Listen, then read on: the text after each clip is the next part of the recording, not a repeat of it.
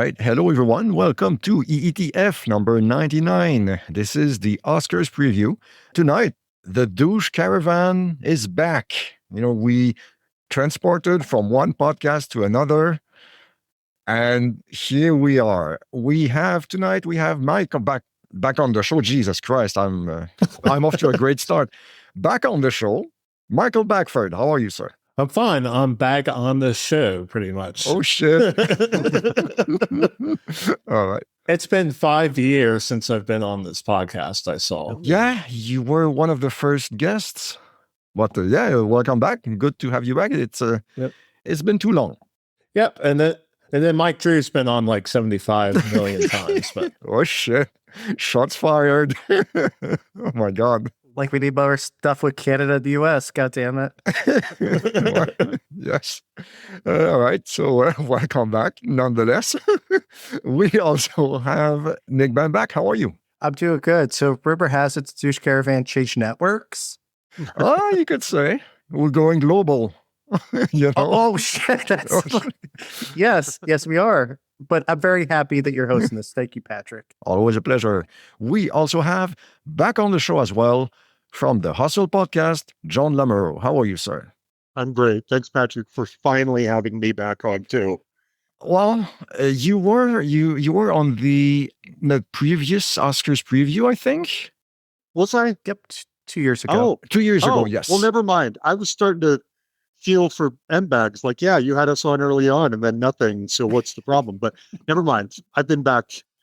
I'll be the douche because I've been on a couple times. So, Oh, we know. I know. I listen. I'm a regular listener. I know who's on. Yeah. What are we going to be able to hustle, John? No, I'm kidding. I love you, John. True. I know. It's true. So, welcome back.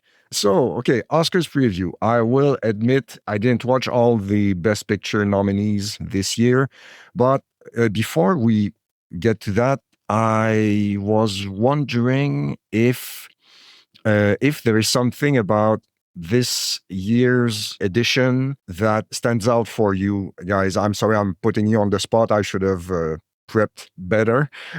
So yeah, is there anything that stands out to you, Nick?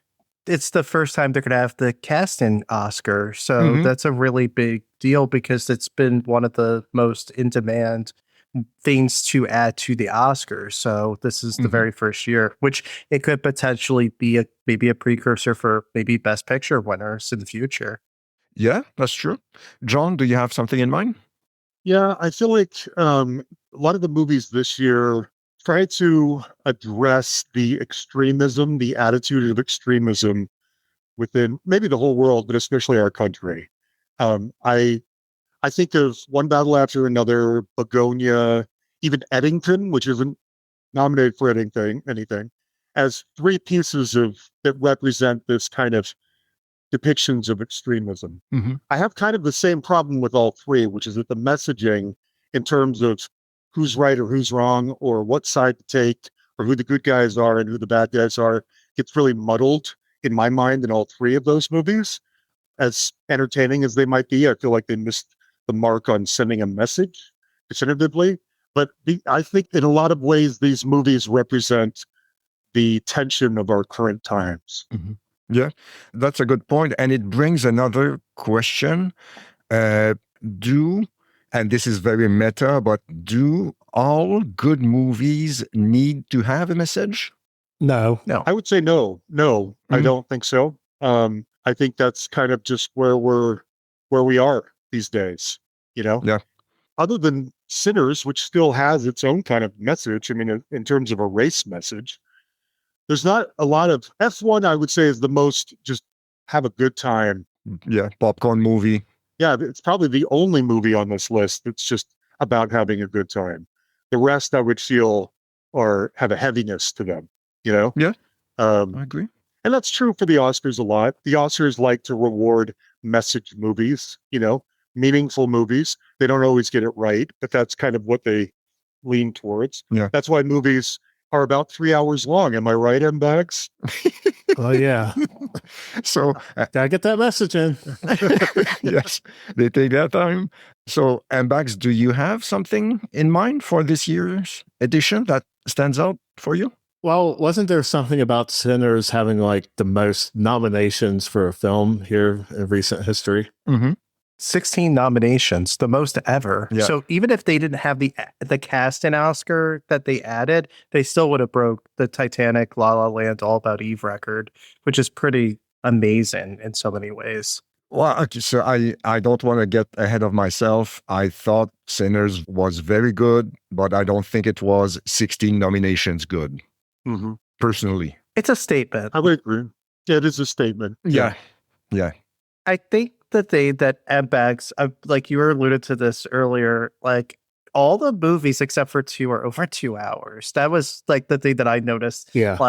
Like when you and a couple other people I've talked to brought up, because like Begonia and really Train Dreams are the ones that are under 2 hours. Everything else is like 2.5 to 3 hours, which is, for someone like me who's Oscar completionist that tries to watch all the movies before the Oscars, and I usually do, it's one of those things where it's like, oh my God, so much time to dedicate.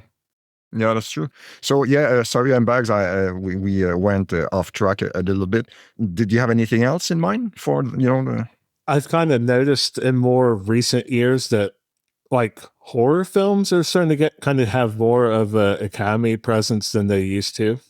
Yes, that's true. Get Out. Like you have Frankenstein and you have Sinners, and Begonia might have its kind of own horror thing too, a little bit. Weapons. Yeah. So I feel like Get Out kind of opened the door for this. Yeah. Yes, that's a good point. I think looking at the numbers, Nick, you can correct me if I'm wrong, but I think it's the first time in quite a while that there are 2 movies with so many nominations going against one another. 16 and 14, I think. Quite a long time. I'm going to say at least a decade if I had to guess. I'm putting you on the spot here, sorry. That is probably the first time since at least this decade, I would argue, that because it seemed like a lot of times, like what Mbax was alluded to with the horror genres, that like a lot of the categories in recent years have been very splintered in terms of like, sometimes you have as many as 70 movies nominated in any given year. This one, it's even 50, but I think that it's just crazy how many good movies or notable movies were also subbed. Like The Wicked for Good got completely shut out, for example, and it got double-digit numbers, and like No Other Choice, and like it's some of the other categories, like some of the movies even that we're going to talk about, I'm sure, like there's just notable snubs. But it was a competitive year for a lot of these categories. Like, who would you take out almost? Yeah. There is also, I also read somewhere that Paul Thomas Anderson has had something like 12 nominations in his career, or 14 or something, and he never won once. No. That's insane. He's like one of the biggest Oscar losers. I think I want to say 14. It's like it's an insanely high number. He's like one of the biggest directors not to get an Oscar at all in some capacity. That's a joke. And taking a look at the overall picture of the nominations, I'll ask all of you, which movie do you wish had more nominations, and which movie do you wish had less or fewer? Of the Best Picture nominees? All of them. Like, for example, I mentioned that Sinners had something like 16 nominations, I think. I would have been okay with 12. And Weapons only has 1. I would have liked a couple more, something like that. So what would be your version of, what would be your answer to that question, John? Well, okay. First of all, I thought Hamnet really sucked. I didn't like Hamnet. So put some respect on Jessie Buckley's name, good sir. Whatever. No, I'm kidding. We'll talk more about that. She deserves the Oscar for sure, but I agree with you actually, John. Everything else I thought was average, and I hate that they took the song from Arrival at the end. Oh, yes, and they disqualified Arrival for that award like 10 years ago, and then it's that. Okay. It's on our episode. Remember that. It's horseshit. But please, John, continue. Yeah, my issue with Hamnet, and I might I was going to say this for later, but since you asked, I feel like everyone in Hamnet is either mumbling, whispering, or in hysterics. And there's no just talking, there's no like regular people talking to each other. And so while I really admired Jessie Buckley's performance, I thought she deserved to be nominated at least. She's always, to me, doing one of those three things. Mm-hmm. It just felt like a very look at me type of movie, let alone a performance. Like, let's see how deep into actorly, method can we get in this. And it really was kind of a turnoff to me, ultimately. I liked the ending when they finally got to the Globe Theater. I thought that was really effective. But up to that point, I thought it was just weird and didn't work for me. And I'm not sold on Paul Mescal yet. And so that was the one. Paul? I know. I love Normal People. That's one of my favorite shows of all time. I have yet to come around to any of the movies he's made since then. John, have you seen After Sun? I have, and I thought it was so overrated. Oh. And I know you loved it. He did not deserve a nomination. He didn't do anything special in that movie. I don't care what you say. I am right about this one, Nick. And so, yeah, if we have to, I'm going to punch you in the nose through the Zencaster screen here. Anyway, I'm just not sold on him as an actor yet. Having said that, I don't know what I would add, except to be completely honest with you guys, my favorite movie of last year was Good Fortune, which was Aziz Ansari's movie with Keanu Reeves. And it's not an Oscar type of a movie, but it's the most fun I had at a movie theater last year. And so, Oscar movies are not always representative of the most fun you had at a movie theater. In fact, they're always art pieces. And so I don't know what I would have given more attention to, but I certainly would have given less attention to Hamnet. All right. Okay. Yeah. Mike, and Bags, what do you think? I have to warn everybody, I've only watched 3 films. I only had like a couple of days to do this episode. And that's all right. The 3 films I watched were Sinners, The Secret Agent, and Train Dreams. Okay. Kind of an odd selection a little bit. Sinners was probably my favorite, even though this has been a few months since I've last seen that film. But I don't know if it needs 16 nominations like everyone's saying. And how many nominations does The Secret Agent have? Oh, that's a good question. More than it deserves, probably. No, Secret Agent was good. Yeah, it was good. I wouldn't go too crazy for it, but yeah. Okay. How many does it have? Do you know? Secret Agent has 4 nominations. Oh, that's fair. That's good. I could have used more. But it got it at the major categories. It got picture, actor, international, and casting. Ah, yeah, that's true. International and Best Picture. Okay. So that could be a backup plan, kind of, Mm-hmm. Yeah. Sinners and Secret Agent seem to have pretty good soundtracks from I remembered. Train Dreams, it was okay. I've looked on my Letterboxd. I gave Train Dreams 3 stars. So the 1985 action film with gymnast Kurt Thomas, Jim Cotta, I think is better than Train Dreams, which I gave 3.5 stars. Okay, yeah, I was wondering where you were going with this, but okay. Yes, a Jim Cotta reference. Yes. Nice. Nicely done. All right. Okay. Let's see. Oh, well, okay. I don't know. Again, I'm putting you guys on the spot, but I might have 2 alternative Oscar categories. I would like to have your opinion on these. Best Needle Drop. Which 2025 film used a single song to define its entire vibe the best? I'm putting you on the spot. I apologize. But any of you guys have any? There's a couple. So it's the final scenes of 2 of the Best Picture nominees. You have American Girl, the Tom Petty song, and the Heartbreakers at the end of One Battle After Another. Mm-hmm. And then you also have in Marty Supreme, you have Tears for Fears, Everybody Wants to Rule the World. Mm-hmm. Yeah. And I feel like there's probably others that I could, but the one that I love the most, and did you guys see the movie Together? The one Dave Franco and Alison Brie? Okay, so I'm not going to go into it, but To Become One is the best needle drop of the year. And you can't really talk about it without giving it away. It's on the nose a little bit. Isn't it? Oh, yeah. Okay. So, John, what do you think for best needle drop? I am looking that up right now. I was not a huge fan of Sentimental Value, but they play Same Old Scene by Roxy Music, which is probably my favorite Roxy Music song in there, briefly under one of the scenes, and that made me really happy. I also like the Tears for Fears. There's a couple of, in fact, I think they play Change, also at the very beginning of Marty Supreme, another Tears for Fears song. Okay. So those always make me happy. Didn't they also play that Peter Gabriel song, I Have the Touch? I think they did. Yes, I think you're right. That was a good needle drop, too. Yeah. And Bags, do you have any thoughts on this? Out of the 3 films I watched, The Secret Agent had actually a pretty good soundtrack. It was kind of pretty unique with kind of having the Brazilian psychedelic type music along with like Chicago, If You Leave Me Now in there. That's true.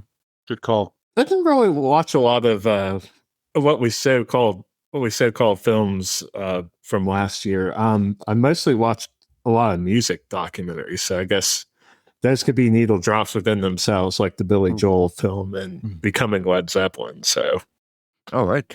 So, okay, I'm not sure about this one, but best chemistry beyond the romantic leads. Was there a duo, body dynamics of any kind that stood out for you in any of the movies? Maybe even the non-nominated movies this year? Let's see. I don't know if this falls under exactly what you're talking about, but I heard Wesley Morris talk about this on a podcast recently, so I hope that it's okay for me to say this. I loved that Sinners used a slightly plus-size, beautiful, gorgeous Black woman as one of the key actresses, and she was nominated for Best Supporting Actress. Yes. Wunmi Mosaku. Yes. I loved her. I loved that Michael B. Jordan played a character that loved that beautiful, full-sized woman, and I was glad that it normalized that. And so I don't know if that's a chemistry thing, but I was really glad that appeared in that movie because it was gorgeous. She was gorgeous. She was in We Own This City as well from David Simon. I saw that, but I didn't remember it very well. And yeah, I agree. She is. Yes. She's gorgeous. Absolutely. Yes. Nick? There's 2 that stand out to me. The first one is Cooper Hoffman and David Johnson. I bring up Butcher's name. The Long Walk. I don't know if you guys saw that, the Stephen King adaptation. That whole ensemble cast was fantastic, I thought, together. And it's really a hard movie, especially to watch, because you don't realize, like with walking, how the camera keeps moving around a lot. But I think it's really held together because of the chemistry between the actors in the film. And I thought that was actually a really underrated film. And one of the better King adaptations, I think, in recent years, too. Probably, yeah. And Bags, what do you think? Yeah, I liked a lot of the cast in Sinners. Like, Delroy Lindo was pretty good. I didn't even realize until like after I was done watching the film that Michael B. Jordan played both the protagonist roles in it. Really? Okay. Do you think he had a twin brother out there somewhere? Maybe. I guess it was so good I didn't even realize it was the same actor. Wow. It was so nice you thanked him twice. Yeah. Okay, so this is a wild one. And I just saw this, but it came out last year, but it's like the US. There's a movie called Pillion. It's with Alexander Skarsgård and Harry Mellon. Doug Lee in the Harry Potter movies. Those guys give one of the best. It's one of the weirdest movies. It's like a queer romance movie. All you gotta say is Alexander Skarsgård is a biker daddy into BDMS, and Harry Meldon is his sub. That's all you have to know. And but they have great chemistry. I heard the same thing. I didn't see the movie, but I heard the same thing. So yeah, and Bags, do you have another candidate for best chemistry, or that was it? I think that's it, pretty much. Okay, sounds good. All right, so we can jump to the actual categories if you guys, unless you guys want to. Can I add one thing? I'm so sorry. Sure. As someone who goes to movies all the time and does all these things, I mean, yes, it did get a PGA nomination, but I don't understand why F1 is nominated this year in this category.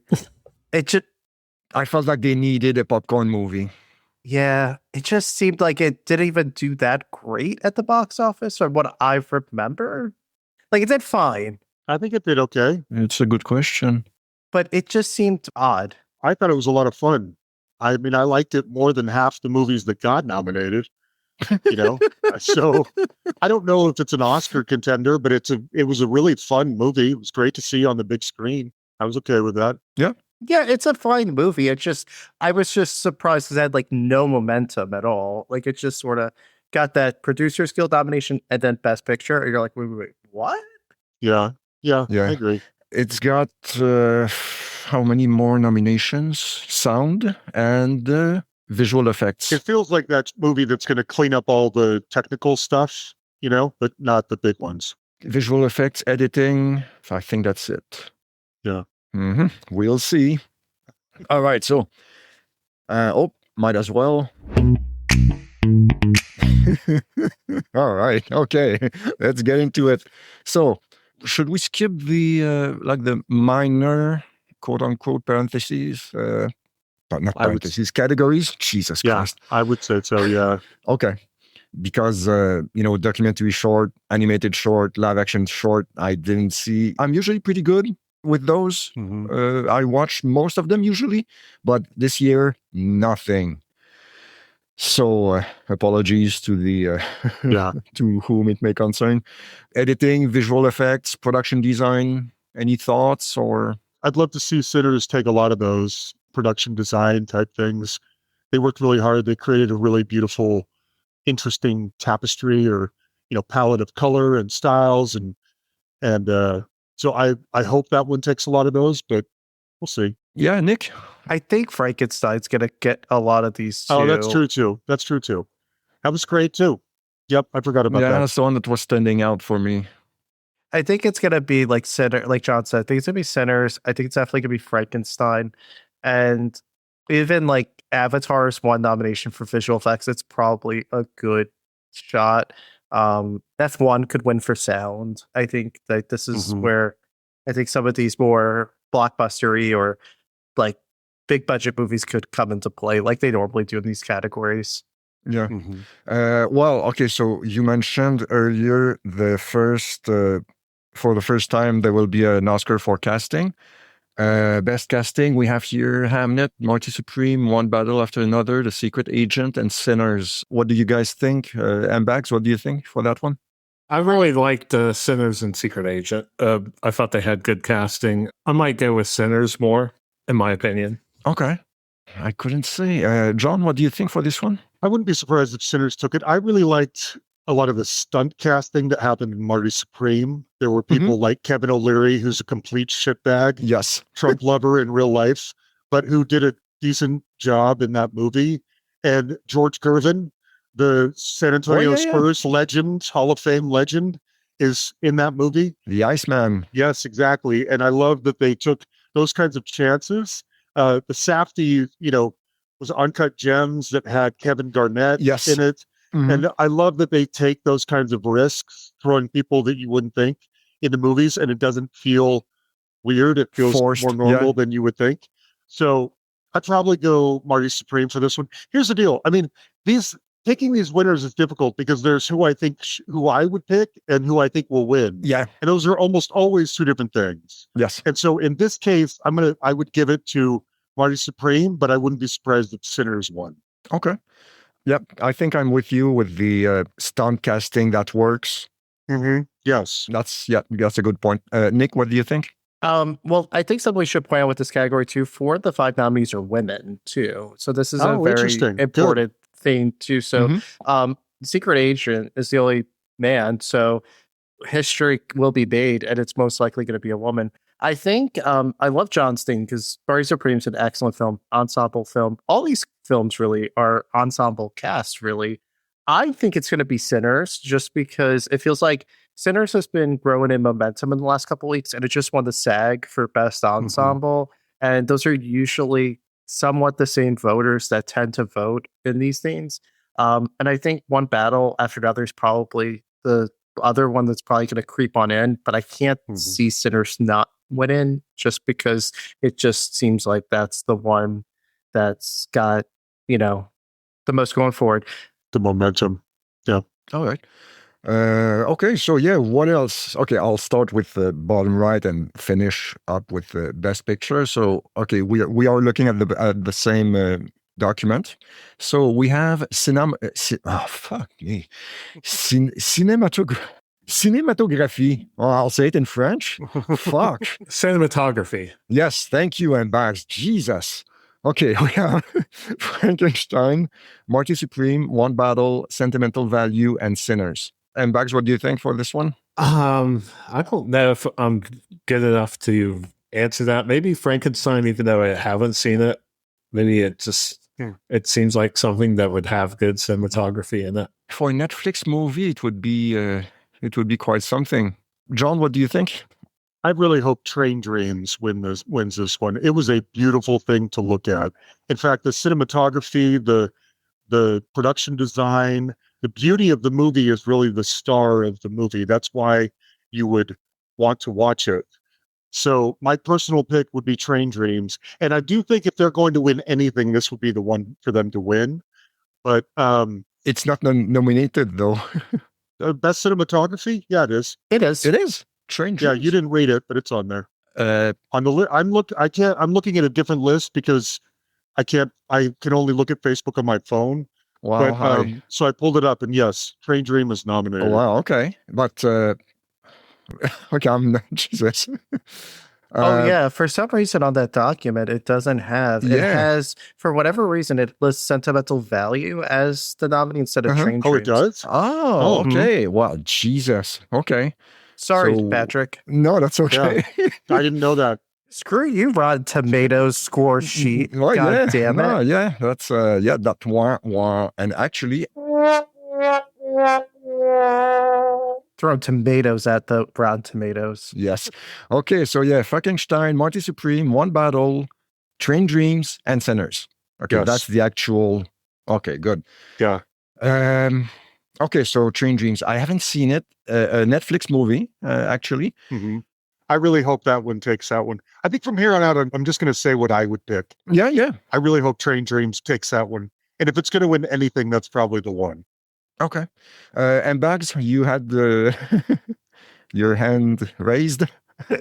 After realizing that Train Dreams is in there, now that I'm thinking about it, that's one of the strengths of that film. It's really beautifully photographed, and that's really good for a Netflix film too. So yeah, it kind of brings you into that world, and yeah, I'm going to go with that. All right. Nick, what do you think? I think it's between Frankenstein and Sinners, and I think Sinners has the edge because it has like a very distinctive look to it. But I feel like Frankenstein could swoop in just because I feel like it's going to win quite a few technical categories out of its 9 nominations. So I think it's a toss-up between the two, but I think Sinners is going to take it for there. Okay. So, we have a shit ton of categories, so we will try and move it along a little bit. Next one, costume design. Avatar, Frankenstein, Hamnet, Marty Supreme, Sinners. Any thoughts? Frankenstein all the way. Yeah, me too. I mean, they like to reward historical costume dramas usually, and this is the closest thing to one. Yeah. I'll say Hamnet just to be an asshole. Don't, come on. Justice for Paul. Justice for Paul. Whatever. No. Nice. All right. Yeah, I think I agree about the historical angle. Yeah, Frankenstein would make sense. All right, next up, makeup and hairstyling. Frankenstein, Kokuho, Sinners, The Smashing Machine, and The Ugly Stepsister.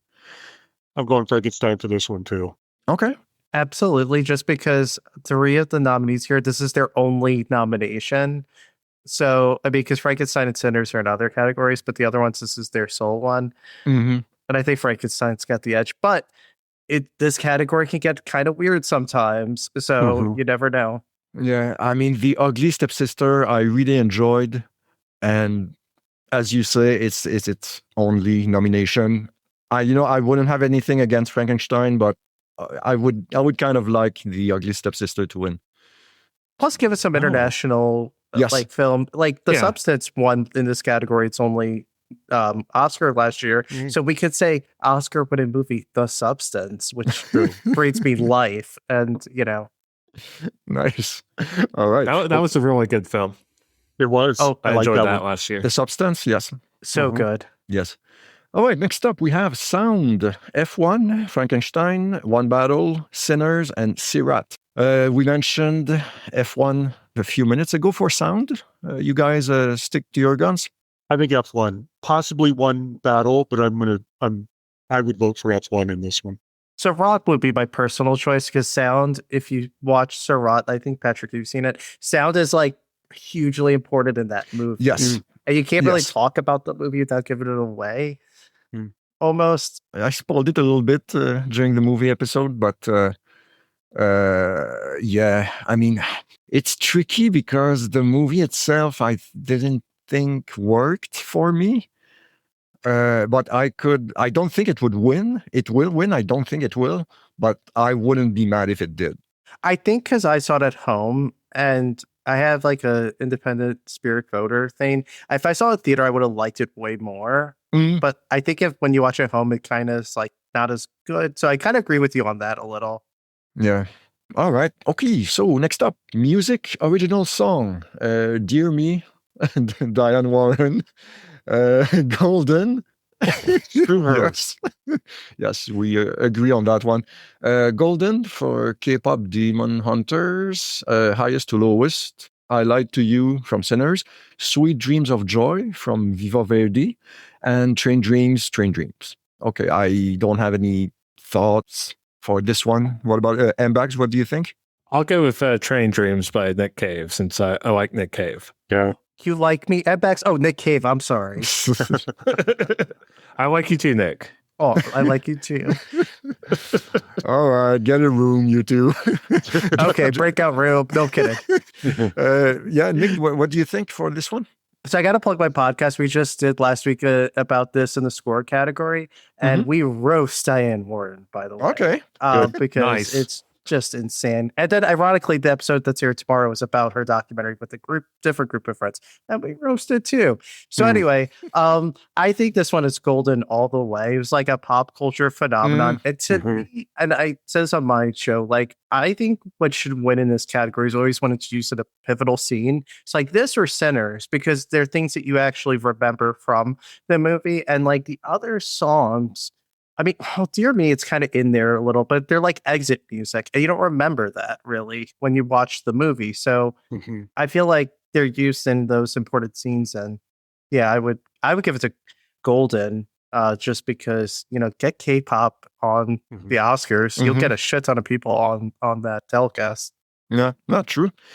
John? I would agree. I haven't seen K-pop Demon Hunters, but I know that it's a cultural phenomenon. So I couldn't tell you what the song is, but I think they'd have to reward this phenomenon for being what it is. Impact. That's the way to do it. Okay. Yeah, that makes sense. All right, so next up, music original score, Bugonia, Frankenstein, Hamnet, One Battle, and Sinners. Okay, original score. Okay. Sinners. It's bullshit that Hamnet is dominated Yes. Thank you. because of the Yes. Arrival thing. I can't get over that. Yeah, absolutely. Yeah. You read my mind. And Bags, do you have any thought on this? I've probably Sinners out of the choices for me. Okay. Or I could say Hamnet again to be an asshole. Keep it going, That Edbex. works. That works. All right. Next up, international. Wait. Oh, yeah. What about John? Oh, sorry. Yeah, I'm hoping Johnny Greenwood. That's okay. Sorry. I'm hoping Johnny Greenwood from Radiohead takes this one for one battle after another. I did like the score for this one a lot. He does a lot of great scores, and to my knowledge, has never won. And so I'm hoping that he takes this one. Okay. Sounds good. I was just gonna say Sinners is definitely gonna win, but I mean this category they don't care about people who haven't won. I feel like in other categories, I feel like this guy already won like 2 Oscars, like Black Panther, and there's another one he won for. So it's like this guy is just like on fire. The Sinners musician, composer guy. Maybe for Creed or... It's I don't going to know. drive me nuts. That's okay. That's all right. You can look it up while I name the international feature film nominees. The Secret Agent, It Was Just an Accident, Sentimental Value, Sirat, or The Voice, and The Voice of Hind Rajab. I saw all of these except the last one. Okay, guys, what do you think? I've only seen one. Okay. Yeah, you saw The Secret Agent, right? Yeah, so default, it's that for me. Okay. That's not a bad choice at all. Nick, what do you think? This is a tough category. We were spoiled with international film because usually this one, it's kind of like an easy one to pick. Mhm. I think it's going to go to probably Sentimental Value if it is one, because it has like 9 nominations, but also it's objectively a really great film, and it's kind of plays up to the kind of films that I think that voters tend to go to, like those family melodramas, and it's an international, like literally like a transnational production, which is like English and Yeah. other languages are being incorporated. Swedish, Norwegian. But I mean, they're all good films, so it's not like there's like a weak link. And I feel like this is kind of a toss up because it could go to The Secret Agent because it is Best Picture nominated. Yeah, that's true. But I think the one I liked the most, I think it was Just an Accident. I really liked it. I don't think it's going to win though, but I would love it if it did. So, It's a great film. Yes. All right, next up, documentary Dude, feature. Are you going to ask me what I think or what? That's I'm fluent sorry. away. I'm sorry. I'm sorry. So what do you think, John? You have the floor. We're totally busting your chops. I've only seen 2, Secret Agent and Sentimental Value, and I wasn't crazy about either one, to be honest. Okay. I don't think Sentimental Value is that great of a movie. In fact, my wife gives it a 0 out of 10, and I give it a 5. And so I think that one's going to win because I think it's the only one it's going to win. And Stellan Skarsgård might pull it out too, and I wouldn't be surprised there. But that may be the only thing it wins all night. And out of 9 nominations, I feel like they're going to give it to them. Yeah, I could see that happening. I saw it Saturday, 2 days ago. I liked it, but something tells me that I should have liked it more, and I'm not sure why. Yeah, because it's not that good. So can I ask a silly question? Because I saw it in LA when it was like hard. Like I just happened to be there and was playing that, and it was just an accident. Were you doing other things, or were you just watching it? Because I feel like those movies you really have to like be very like pay attention to, and I think that's why I enjoyed it because I saw them in a theater and it had my full attention. Do you mean Sentimental Value? Yeah, but I mean, like, were you like multitasking? No. I wasn't, because like too many subtitles, you have to pay attention, otherwise you're gonna miss everything. Yeah. So yes, I was paying attention. Yes, same here. We have another couple who are our Oscar friends, and they care about Oscar movies like we do. And so they came over and we rented it. And so I felt, if anything, and because they seem to be enjoying it, it feels like you don't want to be the one person in the room who's... Yeah. And so like my wife kept her mouth shut until after they left, and then she was like, that's... So anyway, yes, I paid very much attention to the movie.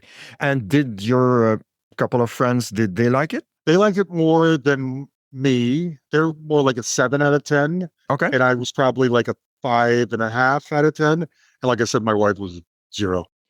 0 is a bit rough. I know. She hated every second of it. Yeah, I would go with maybe 7-ish, 6.5, 7, personally. All right. Next up, documentary. The Alabama Solution, Come See Me in a Good Light, Cutting Through Rocks, Mr. Nobody Against Putin, and The Perfect Neighbor. I only saw Mr. Nobody. I liked it quite a bit. So, Nick, what do you think? I saw all 5. These were some really strong documentaries. I liked the one that I think is actually going to win is The Perfect Neighbor. It was really compelling. It's topical about the stand your ground laws in Florida. And it was just it was really eye-opening. And I really liked the way the film was shot too. And it just felt, because it's all through like surveillance footage and like like found footage, and it's just really, really intriguing. It's on Netflix too. I enjoyed that one. And Alabama Solution like is great, but I saw those back-to-back nights, and like I think I needed a walk for like 3 hours because they're just like like the worst double feature you could ever have. Yeah, Like you lose it's faith not, in humanity. it's not a barrel of laughs. And for that reason, the voice of Hind Rajab, the international movie, I had a slot to watch it. And I was like, this is going to bum me out so much. I didn't watch it after all. I was like, You will. It's only 90 minutes, but it's a rough one. yeah. So, yes, John. So I don't forget you. Thank you. Thanks for remembering me this time, Patrick.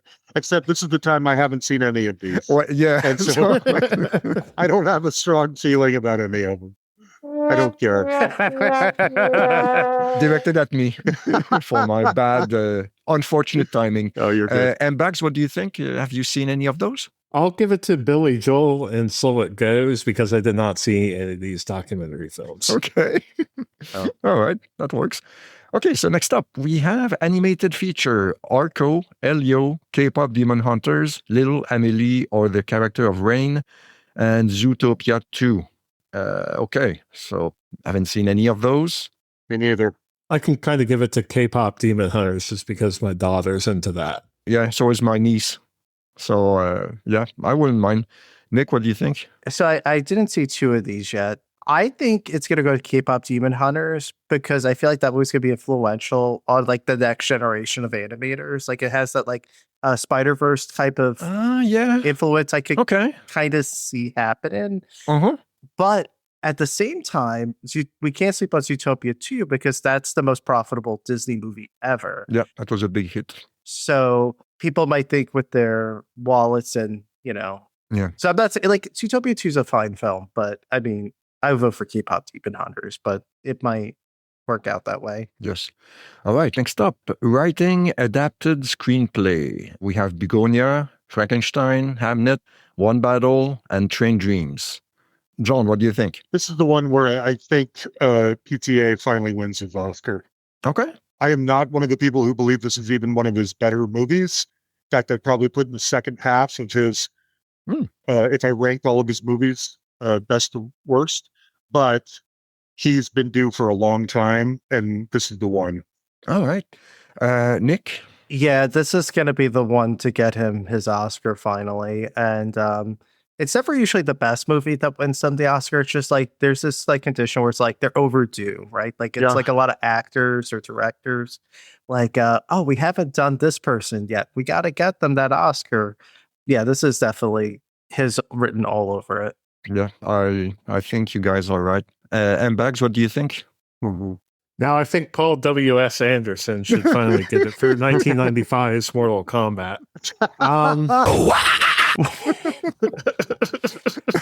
That was worth it. How dare you, good sir? No kidding. That was worth it. Yes.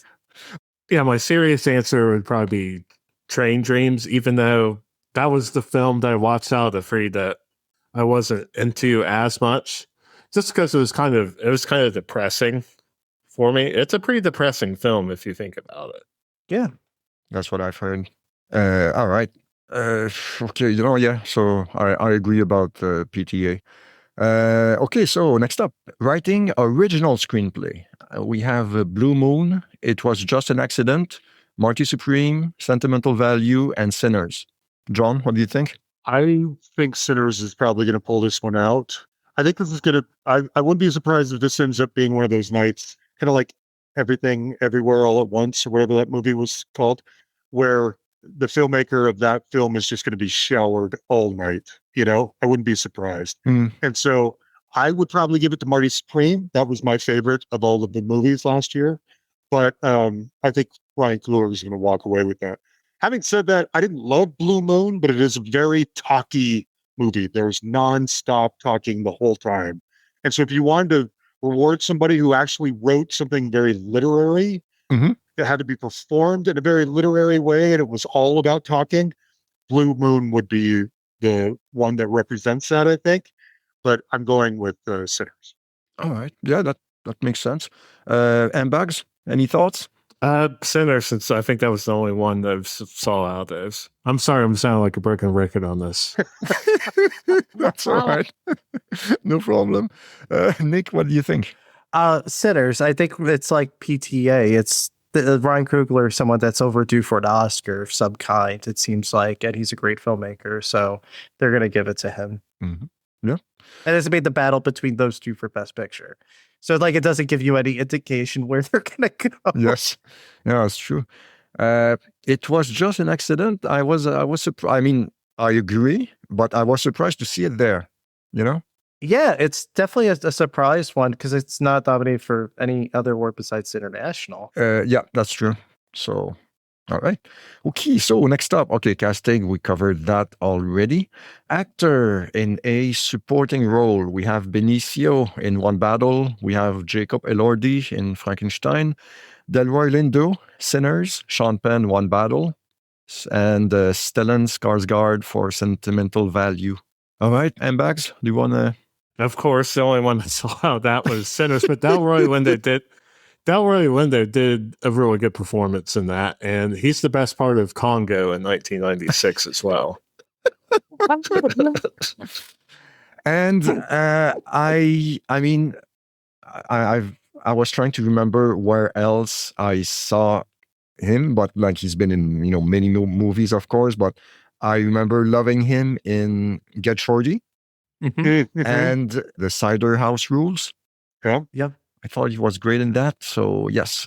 John, what do you think for this one? This one's the hardest one for me to call, to be completely honest. I early prognostication, however you say it, was Stellan was going to win this one. I like him, but I hope he doesn't. I think he's the least deserving of everybody on here.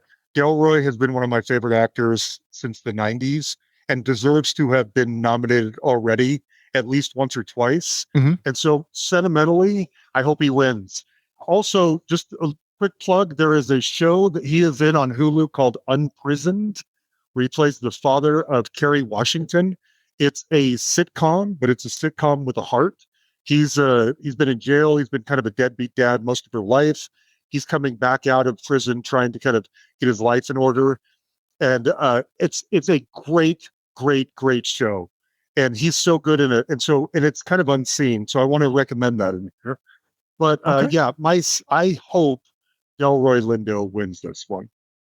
All right, Nick. This is a tough category. These acting categories this year are all up in the air because if you look at like the major award shows like SAG or Actors, BAFTA, Golden Globes, it's spread out. And it's where the internet wants you to believe it's Sean Penn for one battle after another. Like the critics, the experts, quote unquote, want you to think it's him. I don't know if he's a lock. I think that, lately Delroy Lindo's gotten a lot of momentum. So has Benicio del Toro and Stellan Skarsgård. I mean, if it's me, I think it's probably going to go to Sean Penn because he's won the most awards. But if I was a voter, I would vote for Stellan Skarsgård just because I think he is overdue for an Oscar and he's really great in this movie. And I think the reason why I vote for him is actually a sentimental reason, is that he actually can't actually remember his lines anymore. Someone reads it into his ear plug, like he has like a device in his ear. Mm-hmm. So because he can't, he's had a lot of health issues in recent years. So the fact that he's able to still act in movies and still do things he's doing, and he's in his 70s and he's like a legend, give the man an Oscar. Like he did a phenomenal job in this movie.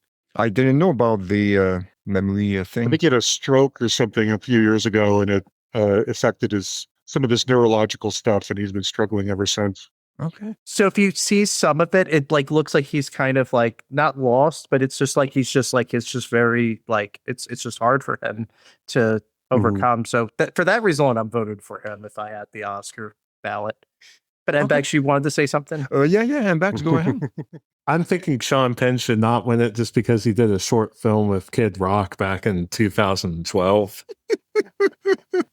After he won 2 Oscars already, right? Mbax for Mystic River and Bill. You don't need a third Oscar. Come on, Sean. Mbax with the trivia bombs every now and then. It's funny you say that, Mbax. I think about that sometimes with all the current, because That was way before the political radicalization we're seeing now. And I wonder if those two are still friends. Because I saw them mention, I think maybe it was a document behind the music or something like that with Kid Rock, something like that, I believe. And he referenced that, yeah, we have different political views, but we can still be friends. But that was before Trumpism kind of took over and polarized everybody. So every time I think about that all the time, whenever Kid Rock is, brought up as, hey, we have a celebrity too. Look, we got supporters too. I wonder if they're still buddies. I hope not. That's a good point. I didn't think of that. So next up, we have actress in a supporting role, Elle Fanning for Sentimental Value, Inga Ipsdotter Lilias for Sentimental Value as well, Amy Madigan for Weapons, Yumi Mosaku for Sinners, and Tiana Taylor for One Battle. All right. These are tough because, again, split all over. I'll cheer for Weapons, Yeah. just because, but... I haven't seen Weapons, so I want to cheer that on, so I'll get with that. All right. Sounds good. John, Nick? I didn't think either of the sentimental people deserved the nomination. So I'm cutting both those two out. As I mentioned earlier, I loved Wound Me in the movie, but I wouldn't necessarily give her an Oscar for it. So I'm going to go with Amy Madigan. I haven't seen Weapons, but she's talk about, a lifer who's been nominated before and probably deserves something. I like when those people get a resurgence like this. And that leaves Tiana Taylor, who I just didn't think had enough to do. She's in the first 15 minutes and then she's gone. I've heard Amy Madigan actually has about the same amount of screen time ultimately. So if I'm going to give it to one or the other, I'm going to give it to Amy Madigan. I don't want to give it to Tiana Taylor. Isn't it about Amy Madigan? Isn't it the biggest gap between two nominations in history or something? Yeah, it's a good 40 years. Yeah, that's crazy. She was nominated for Field of Dreams, which I think is 91. I don't think she was. What was she nominated for? Twice in a Lifetime? I want to say it was it was Twice in a Lifetime. Yes, okay. I think so, yes. Then yeah, okay, you might be right. Yep, okay, I was wrong. She should have been nominated for Uncle Buck. I mean, let's be honest. Anyway. Sure, why not? Yeah. But is it the biggest gap between two nominations, or? It's close. It's got to be one of the biggest gaps, at least for actors that I can think of. Yeah, for something to think about. Okay, next up. Actor in a... Oh, sorry, Nick.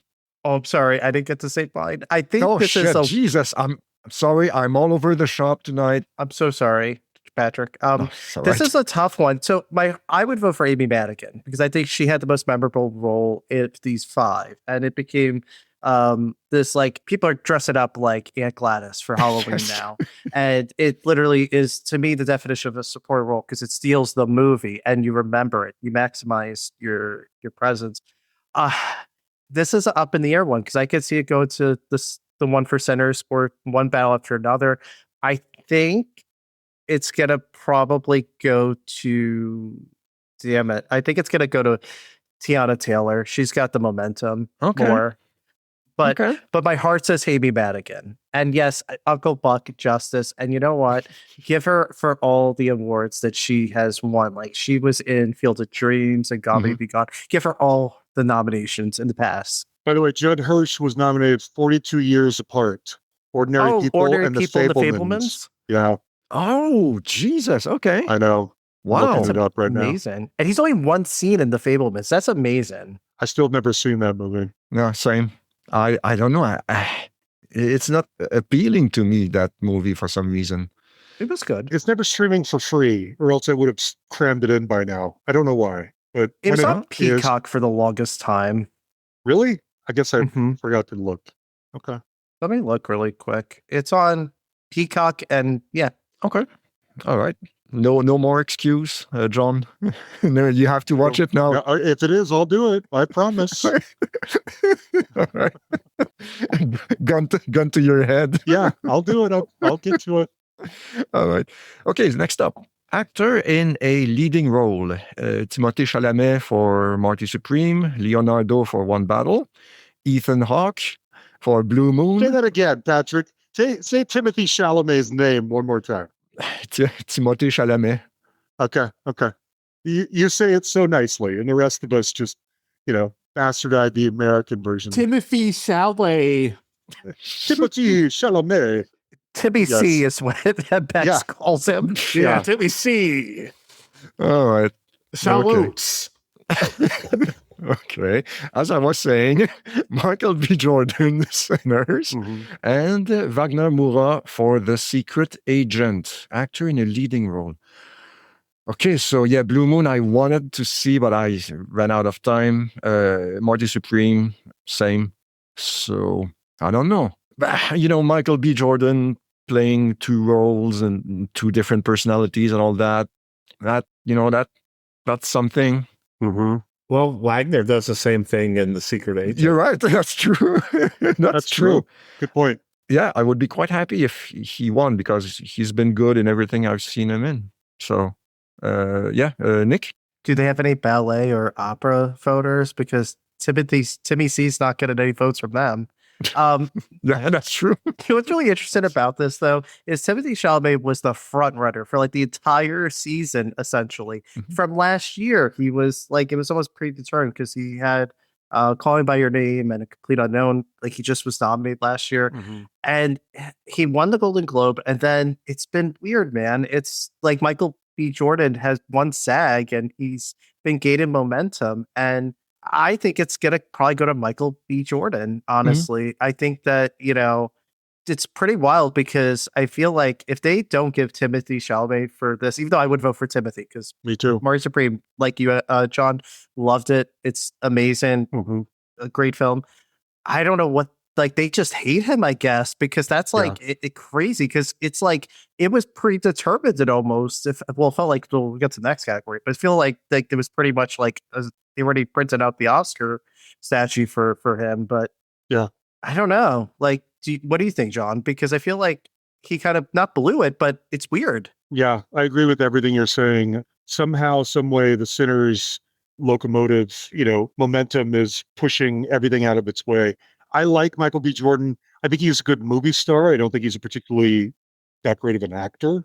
I do think I'm glad he got nominated for this movie. He deserved it. But he's not a better actor than the other four, At least not here. Neither is Michelle Yeoh, and she won. And that's what I mean. I think this is going to be an everything, everywhere, all at once situation where it's whether they deserve it or not. Data from the Goonies is going to walk away an Oscar winner because he was in this movie, Jamie Lee Curtis got a surprise win, really, at that year because she rode the locomotive. Exactly. And it's not that these people are bad actors. It's just like, really, Oscar winner? Okay.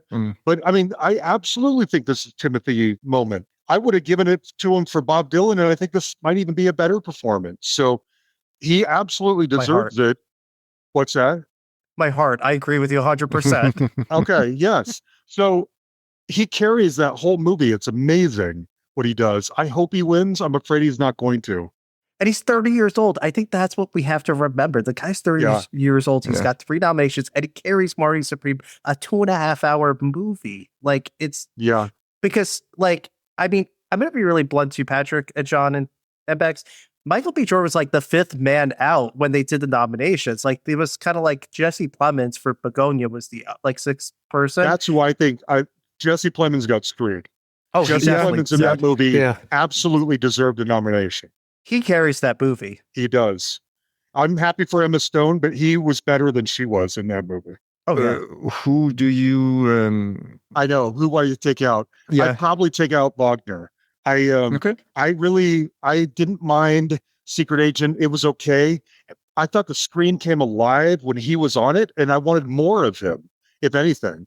And I would have liked him to have done more or said more or had more like dialogue or something like that. So I would probably take him out, even though that pains me to say that. I would actually take out Ethan Hawke for Blue Moon because it seems like the two of these nominees, it seems the most Oscar baity. It's like you're playing a real life person. And if you saw the movie, it's like a play. It's very talky.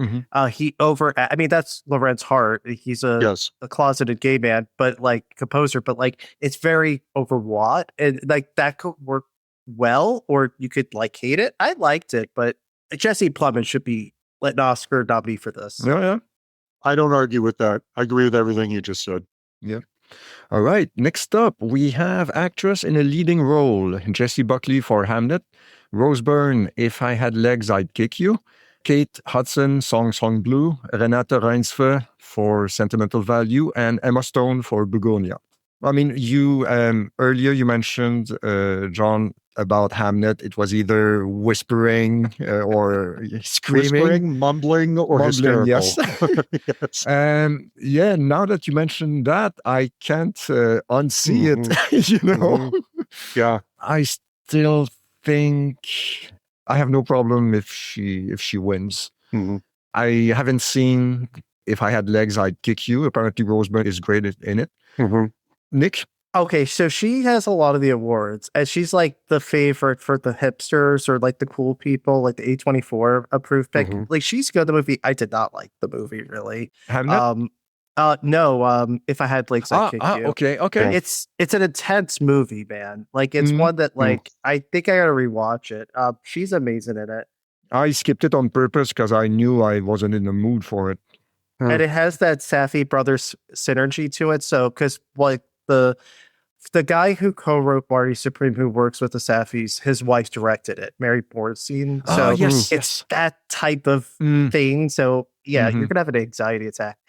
This is Jessie Buckley all the way. They like predetermined this last year, and like she's wonderful. She's amazing, and she's probably the one that probably deserves it. Although I love Kate Hudson in Song Sung Blue. So I took my dad New Year's Day to see it, and he loves Neil Diamond. And then my mom didn't go; she was sick. And then when it went on Peacock, she loved it, and she's like, oh, "That Kate Hudson, she's going places."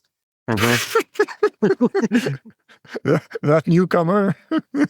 Yeah. Oh no, there's stories about that. They think John Hamm's a newcomer. They think Ryan Gosling's a newcomer. Oh my God, there's stories there. But the one at Sentimental Value was excellent too. And Patrick, by the way, I think we got to commend Patrick for a sec. You do an amazing job with saying these people's names, because if it was me, I'd be like, boop, boop, boop, boop. Thanks. Yes. Yeah, well, I do what I can. You do amazing. Thanks. You're going to make me blush. And Bags, what do you think? I'm going to say my answer tonight. I'm going to be an asshole and say Hamlet. Okay. For Shakespeare, God damn it. Even though we don't say his name at all in Hamlet, and John's like, they misspelled Hamlet, damn it. No, I get it. I'm kidding. It's just dumb. That reminds me of something. I don't know if it might be the second language thing, but Shakespeare adaptations I can never truly enjoy because I don't understand everything that they're saying. So I have to make an extra effort to kind of get it. And it makes me feel like a dumbass.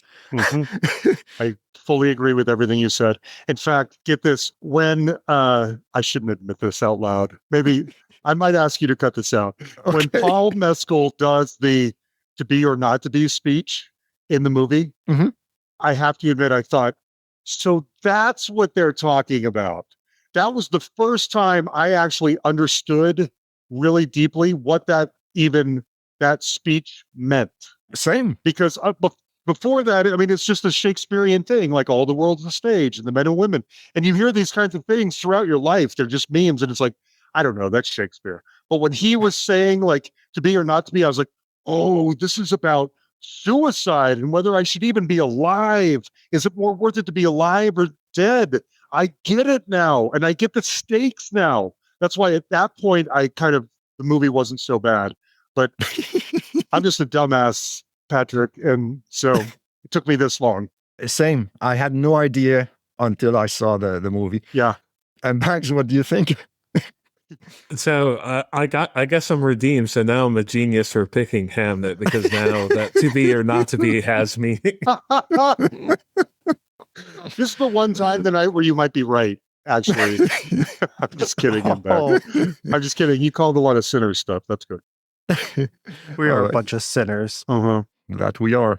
All right. Next up. Can I I know I've said a lot, but I haven't actually given my thought on this. Oh, shit. Quick. Sorry. Jesus. That's okay. Yeah. Again.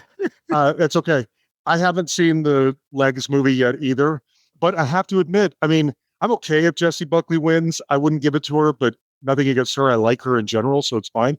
But I was shocked. I think Kate Hudson had the most to do and the most range in that movie. Jessie Buckley, as I said, lived almost the entire movie in this very intense, like hysterical screaming and or mumbling and or whispering stage. Whereas I felt like Kate Hudson brought a lot of layers and color and all, diversity of feelings into her performance. I would actually give it to Kate, even though before I saw the movie, I thought, oh, that's funny. They're just like tossing one to Kate as like an attaboy or an afterthought. And yet I thought she did great. I probably would give it to her if I could choose, I would vote for her too, personally, John, just because I was impressed, because I think we got to remember Almost Famous was 25 years ago. And that was when she almost won the Oscar. And then this is like the last great performance that she did. Like that was an award worthy performance. Yes. So this is like Song Sung Blue is going to lead her to better roles. I hope so. I hope so, because that movie, she was great and Almost Famous, but then after that, it's a lot of rom-coms, which, are, that's some of the only stuff that's available to young, attractive actresses is stuff like that.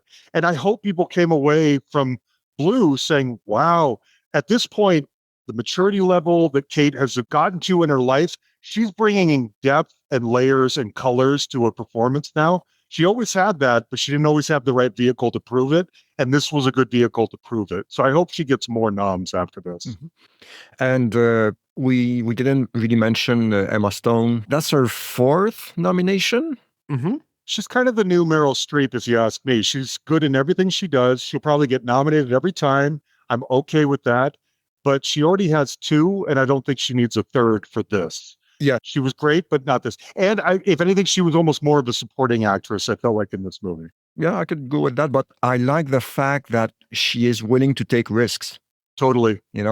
Totally. Especially for Yorgos, that director, Yeah, for sure. Okay, so next up. Directing, Chloe Zhao for Hamnet, Geoff Safdie for Marty Supreme, PTA for One Battle, Joachim Trier for Sentimental Value, and Ryan Coogler for Sinners. And Bags, what do you think? I guess it's going to go to Coogler, since Sinners was the only one I saw out of those 5. I thought you were going to say Hamnet. God damn it, Bags. All right. John, what do you think for this one? This is tough. It's probably between PTA and Coogler. And to be fair to both of them, they are both momentous directing achievements. To direct those movies and keep all that stuff in their head to execute on that vision is noteworthy. They both deserve it. I think this one might go to Coogler. Nick? I have thoughts on this picture when we get to picture. I think PTA is winning this one because he has won like every directing award. And I feel like of these, it just seems like he's the most overdue. And it feels like, especially for One Battle, it's just he creates this tapestry, this landscape. And it's amazing for a 2-hour, 40-minute movie that moves so freaking fast. And it's like a master class of like everything that you're seeing, but the direction is like so good that it's quite flawless. Everything he does is an event. Like he's one of my 5 favorite directors ever. Love the guy. I think this is his. I mean, Coogler could win, depending on how the rest of the next category goes. But I think the directors, I think they're wanting to honor PTA. I agree with everything you just said, Nick. I'm curious if you think in reality that PTA is going to walk away with a screenplay and a director Oscar. That would be a lot. I think so. Okay. Because prior to the momentum that Sinner's been getting lately, I would have agreed with you. And now I wonder if it's actually going to be Coogler that walks away with that kind of stuff. And that what's the consolation prize, so to speak, is PTA winning for screenplay. But I could be wrong. It's such a toss-up. That could happen. I've been thinking about it a little bit, and the first one I mentioned, the cinematography. Jesus, yeah, I'm good with the names, but for some reason that word tonight is completely tripping me up. I've been thinking more and more about like the visual language of One Battle, and I kind of hope it will win over Frankenstein. Yeah. Because, like, for example, I mean, I think we mentioned it in the movie episode, Nick, like the last 20 minutes, the chase on the highway in one battle, like with the like extreme zooms and all that, it works so well. I love it. I absolutely loved it. And so I guess that's part of directing as well. And for that reason and how it keeps going and it never lets up for the entire time of the movie, one battle, I kind of hope PTA will win, but you know, I wouldn't be mad if Kugler or anyone else did. But I'm surprised Chloe Zhao is on the list because Totally agree. Totally agree. She already has a questionable Oscar for Nomadland anyway, and I don't know that she needs another Best Director nomination for this movie, but I could be wrong. I think for this one, it was Guillermo del Toro for Frankenstein, and we didn't even get. Oh, do we go there? Like Jafar Panahi for It Was Just an Accident. Like that would have been an excellent one. Or oh my God, Park Chan-wook for No Other Choice. Like those are like the three that like it just feels like. I didn't like it, but I could have seen it. But you're right about it was just an accident because, especially since it's almost forbidden to make movies in Iran, you know, and the guy pulled that off. It's incredible. And it won the Palme d'Or, and Neon won the last, oh my God, 5 of the last 6, which is like a Nora, I don't, the A word, like a Nora Parasite. There's quite a few others that they won, and they won like legit Oscars from, so it's kind of weird. Yeah. Okay, so finally, Best Picture. Dugonia, F1, Frankenstein, Hamnet, Marty Supreme, One Battle After Another, The Secret Agent, Sentimental Value, Sinners, Train Dreams, and Bags. Hamnet is on the list. Now's your chance. I'm not picking that. Okay. I'll be serious about it. I'm going to actually go for The Secret Agent. Really? Okay. Even though I think I gave Sinners a higher rating than I did The Secret Agent. Just The Secret Agent, it's kind of unique. And also, too, since it's a foreign film, I kind of want it to win just so, like... Trump will get pissed and make a fool out of himself again? Yes. Yeah, they can make a fool out of themselves. And also, I think this foreign film just needs more respect, too. So it's not all just American films and the Oscars. So...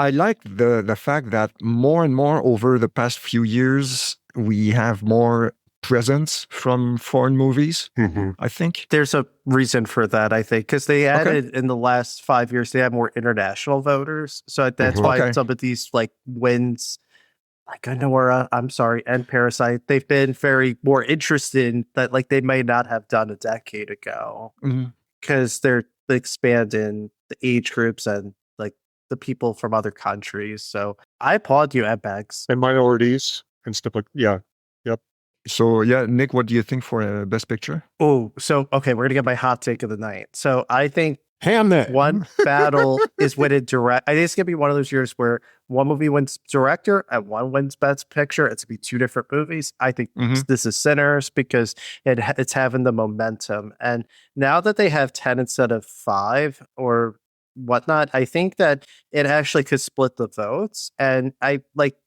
thought it was One Battle up until like the last 2 weeks, and now I'm starting to really think that it's Sinners just because it's riding this momentum that usually leads to something like Parasite or Nora, where it doesn't stop. And I think really the winner here, ironically, is Warner Brothers because they're both Warner Brothers movies, and that we don't have to get to all that bullshit.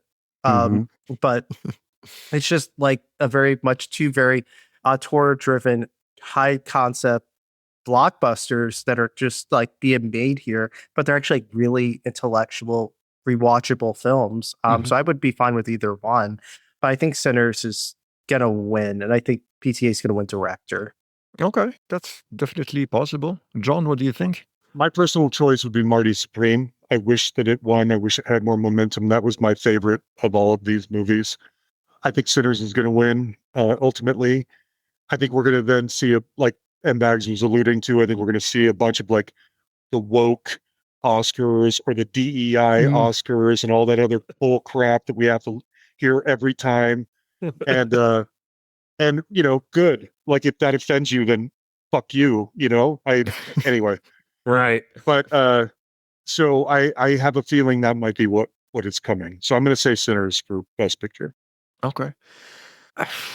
I enjoyed One Battle more. Yeah. But I think Sinners will win. But you're right, though. If it offends you, fuck you. I'm on board 100%. Me too. Yeah. But as long as the best candidate wins, and it's not a like a politically correct vote, I agree. It's a fine line to navigate. You guys know what I mean, right? Yes, I absolutely agree with you, Patrick. And that's the beauty of Sinners, is that it is a project worthy of the nominations that it's getting. Yes. Like I remember a few years ago when Ava DuVernay directed Selma, and there was all this uproar that she could have been and should have been the first Black female nominated for director. The truth of the matter is Selma's not that good. It's not worthy of being nominated. And so I'm with you. I don't toss these things out just like, concessions just because. That's why Sinners is great. And that's why, again, going back to comparing it to the Everything Everywhere, like we have this Asian focused movie at a time when we don't get enough. And here's a good one. And so why not just heap all the praise that we have been withholding from other projects, waiting for the right thing to come along to give it to that. And that's kind of what Sinners feels like to me. Yeah, Nick? I think also to add to that, John, the reason why it's kind of a risk to have Sinners is because it's such a distinctive genre film, too. It's a horror film. Yeah. So I think that it's really weird. And I think Sinners is almost an outlier because, like Everything Everywhere with like sci-fi and fantasy, because people who generally don't like that genre like Sinners. And it's a movie that, like Oppenheimer, that it was a phenomenon that people who don't go to the movies go to the movies to see that. And there's a whole, so we're going to get a little like not political, but like within the industry, One Battle barely made any money. And I love the movie. It was like Sinners, One Battle, and Marty Supreme, my three favorite movies, but it barely made any money. And I think that in Hollywood, it's also political within the things that they're doing. So I don't know if what I'm saying makes sense, but I feel like Sinners transcends. It could play against One Battle that it didn't make enough money. In a way? Yeah, because like it costs a lot. Like Leo's salary is like 20, 25 billion right there. And then just a lot of these things that add up to it. But also Sinners works well for, like, I'm speaking on both sides of my mouth, so I apologize. But like Sinners, they were trying to like block in a way some of the industry people because they're like, how dare you get the rights to your movies 25 years after it's made? Because that's a whole thing with, I don't know if you guys are aware, with Coogler, that like in 2050 he can get the copyright back to his film, which is like unheard of. Like very few filmmakers, like Tarantino's the only one I could think of in the modern era. And they were trying to like bury him. So the fact that he's doing this might be an FU to those people too, and to Warner Brothers, Paramount, Netflix. I don't even know what day of the week it is. They change it every other day with who's getting it. I really don't care. They shouldn't buy it anyway. But yeah, I don't know if that made sense, but I just think that with Sinners, I just think that it being a horror film, I think actually plays up to its advantage to maybe win here. Like John, you were saying Everything Everywhere, because it's a weird movie, right? It's not a movie that you're meant to get a big audience out of. And it did at a specific moment in time. And it sends the message that you were alluding to earlier, Nick, that the voting Academy voters are now younger, more diverse from other countries. They look at their idea of what an Oscar movie is not the King's Speech anymore. It's Anora. Whether we agree with that or not, that's what younger voters feel is Oscar worthy. And that's why, I mean, either of these movies fall under that. All of them do to some degree or another, except for Hamnet, maybe, in sentimental value. But anyway, I mean, those are the more typical Oscar-y, look at me, we're doing an Oscar movie type movies of all of these, you know? The Oscar bait. Oscar bait, that's it. Yeah. All right. So yeah, we covered them all, kind of. We solved everybody's problems tonight. Patrick. Yes. All the world's problems. But you know what, Patrick? You did an amazing job because I didn't have to oversee this one. So I'm glad you took Well, it over. Yes. It did a great job. Glad to be of service. All right. Okay. So, yeah, thank you guys for your patience. So, until Sunday's broadcast, by the way, which channel will it be on? ABC. Okay. ABC. Awesome. Sunday at 9 or 8? 7 Eastern, I think. 7? Oh, Jesus. Okay. Well, yeah, 9 it would be. Okay. 7. Okay. Wow. I fucked that up, didn't I? When does the YouTube stuff kick in? Is that next year? I think it's 2029, John. Yes. But I Okay. could double check that. Yeah. For some reason, I remember that it's 2029. Okay. I'm 90% sure. Okay. So, of course, I'll be wrong. I think it's because it's the 101st one, so I think they want it to be after the 100th. Right? Isn't that the reason, Patrick? That would make sense because it's this year is the 98. Yes. So Okay. that would make sense. So that means I'm wrong. Okay. All right. So yeah, in the meantime, where can we find you guys online, Bags? I'm on Blue Sky, Facebook, and Instagram. I'm not on Threads at the moment. So I do an album a day. Get Jim Cotta in the Criterion Collection. That's it. So is Yes. it like, do we look you up or do you remember your username or? At Bagford Michael. Okay. All right. Sounds good. Thank you. Nick, what about you? Okay, you can find me at Rocket Retropod on Blue Sky, Instagram, and Facebook. And yeah, we just had an episode about the Oscars too, so check that out. And the Douche Caravan always lives with the Rocket Retrospect pod too, but I'm so glad, Patrick, you shared the love and brought it to EETF land. Mm-hmm. It's the least I could do. Thank you, Nick. John, what about you? Yeah, still doing the hustle for the time being. I'm guessing anyone who listens to you has already made up their mind whether they like me enough or not to listen to my podcast. So You seem resigned to your fate or something. I know my place in life. I know I'm acquired taste. All right. But what I can say is I'll make sure that the Douche Caravan is back on EETF, and it's not gonna be it's not gonna take years and years for that. Thank you. I'll put that on my list. I always get a twinge of jealousy when you have all our other friends on this show except for us, or at least me and MBAX, but that's okay. Well, I am the hot one in the group, Sean. I can't help it. Yeah. Okay, so thank you, listeners. I hope you enjoyed. We had fun for sure. So until next time, we will catch you on the next one. Bye.